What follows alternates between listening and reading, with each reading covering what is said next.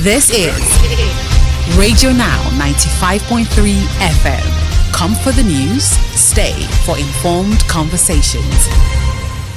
Continuing the conversations this morning, the Senate has for the second time extended the implementation of the 2024 budget till the end of this year. This extension was put through its first, second and third readings during plenary yesterday and had majority support from most senators despite calls for greater accountability. Joining the conversation this morning is Vayala Kwaga, who is the Group Head of Research and Policy Advisory at Budget. Mr. Kwaga, good morning. Thank you for joining us on the conversation. Good morning, Steve. Thank you, as always, for having me. It's our pleasure. To jump right into the conversations this morning, let's start with how this second extension affects the capital budget timeline. And what can you tell us about, what it says generally about Nigeria's budget implementation process? So this second extension affects the capital component in the following way. It stretches out the delivery of public goods, services, and public works projects.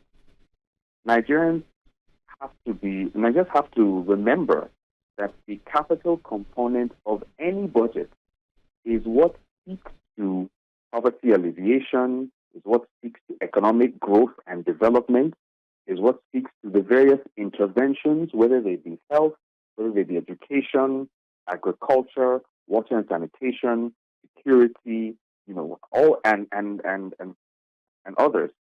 So apart from the implementation by the personnel, which would involve the salaries and the wages, infrastructure has to be built, services have to be supplied, and that's what the capital budget addresses.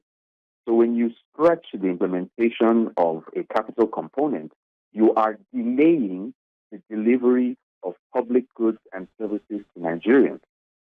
I would say that this decision to extend the capital component shows a clear lack of fiscal discipline and an unwillingness of a federal government to tighten its belt in terms of its spending. I'd like Nigerians to recall that the 2025 budget was increased by the president because he claimed that the country earned nearly 5 extra trillion naira in revenue. So it stands to reason that if this revenue was available and the capital component of the previous fiscal year had not been completed, why not use that money to complete the capital component of the 2024 budget?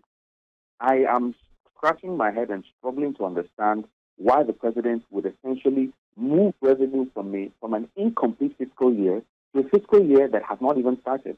Mind you, and I'm going to round up now, it's on record that the senator mentioned yesterday, Siraki Dixon, that the personnel payments have been nearly 100%, in payment.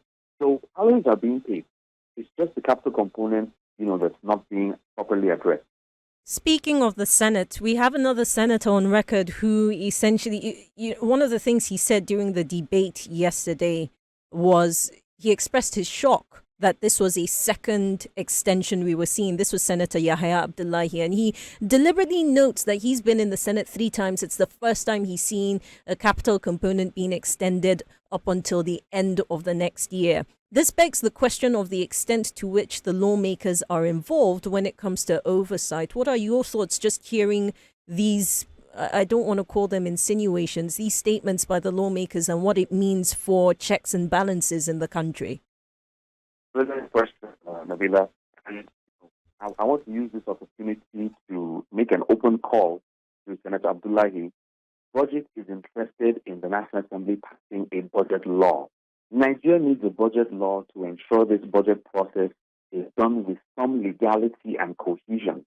So if the senator is open, my organization is perfectly, interested in having that done. So looking at your question and the apparent problem, in the oversight the National Assembly should provide, I have to say that the National Assembly is empowered by law. The National Assembly is the only institution that has the power to summon anyone. This includes the President of the Federal Republic. So it is concerning that the National Assembly is apparently showing how helpless it is in a situation that it is supposed to be providing constant oversight. What do we mean by oversight? Apart from the oversight visits, which leave a lot to be desired, and I know what Nigerians know what I mean by that, there should be follow-up in terms of the spending and the releases by the Ministry of Finance and the Office of the Accountant General. And the National Assembly has the power to compel those two bodies to provide explanations as to why these releases are not being made. But, it seems like a lot of things either get in the way or distract the National Assembly, distract the Senate, distract the House, and they're unable to follow through, with this their oversight job. So, looking at the audit function, for instance, we are going to run into problems at the end of this fiscal year because, as you are aware, audits always come late. The latest audit we have was released last year, and it covers the 2021, fiscal year. This concerns the government that has already left. So, what are we going to expect, from the federal government regarding audit, when this administration rounds up? Because we're not going to see any audit report. Meanwhile, the National Assembly, both House and Senate, is always in receipt of audit reports from the Auditor General. But because they have the discretion to publish, which they rarely exercise, Nigerians never really know whether we even have value for money. Let me round up by also saying that the executive, I think, is perhaps even more complicit because the earliest or the latest budget implementation report available online, I checked this morning, is from Q2 2024. By the end of June 2025, if no budget report has been released by the Budget Office of the Federation, which, by the way, is under the purview of the Ministry of Finance, it means Nigerians do not know what has happened in terms of implementation for approximately one fiscal year, because we have H2 2024 absent and H1 2025 absent. And the Budget Office has made no public statement as to what the fiscal position of the country currently is.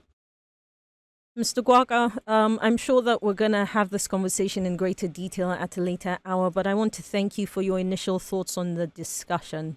Mr. Vahiala Kwaga is Group Head, Research and Policy Advisory at Budget.